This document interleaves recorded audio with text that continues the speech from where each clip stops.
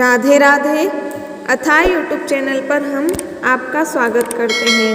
आज पाप मोचनी एकादशी है, तो उससे जुड़ी कथा और जानकारी हम आपको प्रदान करने वाले हैं। पाप मोचनी एकादशी चैत्र मास के कृष्ण पक्ष की एकादशी को मनाई जाती है।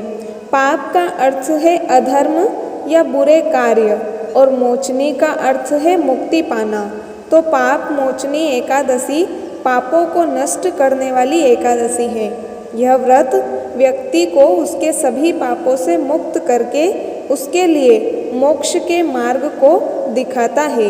इस एकादशी के दिन भगवान विष्णु जी का पूजन करने से अति शुभ फलों की प्राप्ति होती है। अब हम इसकी कथा सुन लेते हैं।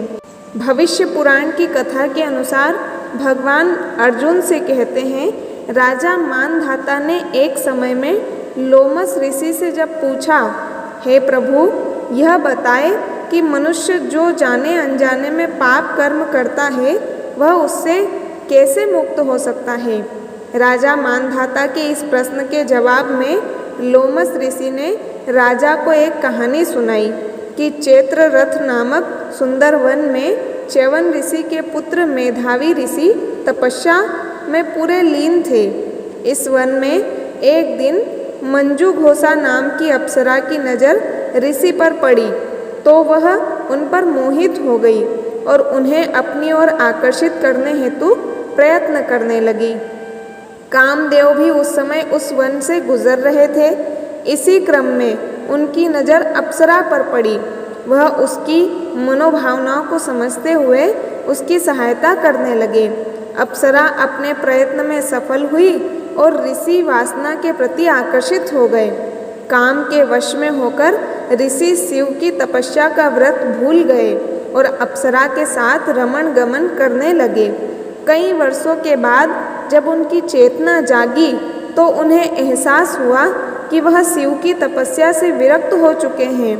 तब उन्हें उस अप्सरा पर बहुत क्रोध हुआ और तपस्या भंग करने का दोषी जानकर ऋषि ने अप्सरा को श्राप दे दिया कि तुम पिशाचिनी बन जाओ।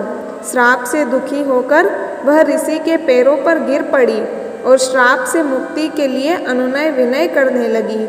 मेधावी ऋषि ने तब उस अप्सरा को विधि पूर्वक चैत्र कृष्ण एकादशी का व्रत करने के लिए कहा। भोग में निमग्न रहने के कारण ऋषि का तेज भी लोप हो गया था। अतः ऋषि ने भी इस एकादशी का व्रत किया, जिससे उनके पाप नष्ट हो गए।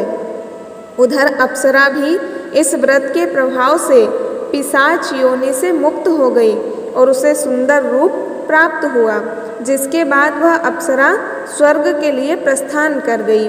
अब हम इस व्रत की विधि जान लेते हैं। पाप मोचनी एकादशी व्रत में भगवान विष्णु के चतुर्भुज रूप की पूजा की जाती है। व्रत के दिन सूर्योदय काल में उठे, स्नान करें, व्रत का संकल्प लें। संकल्प लेने के बाद भगवान विष्णु की पूजा करनी चाहिए। उनकी प्रतिमा के सामने बैठकर श्रीमद् भागवत कथा का पाठ करें या श्रीमद् भगवत गीता के एक किसी भी अध्याय का पाठ आप कर सकते हैं। एकादशी व्रत की अवधि 24 घंटे की होती है। एकादशी व्रत में दिन के समय में श्री विष्णु जी का स्मरण करना चाहिए। दिन का व्रत करने के बाद जागरण करने से कई गुना फल प्राप्त होता है। इसलिए रात्रि में श्री विष्णु सहस्त्र का पाठ करते हुए जागरण करना चाहिए। द्वादशी तिथि के दिन प्रातः काल में स्नान करके भगवान श्री विष्णु की पूजा करें। किसी जरूरतमंद या ब्राह्मणों को भोजन और दक्षिणा देकर व्रत का समापन करें।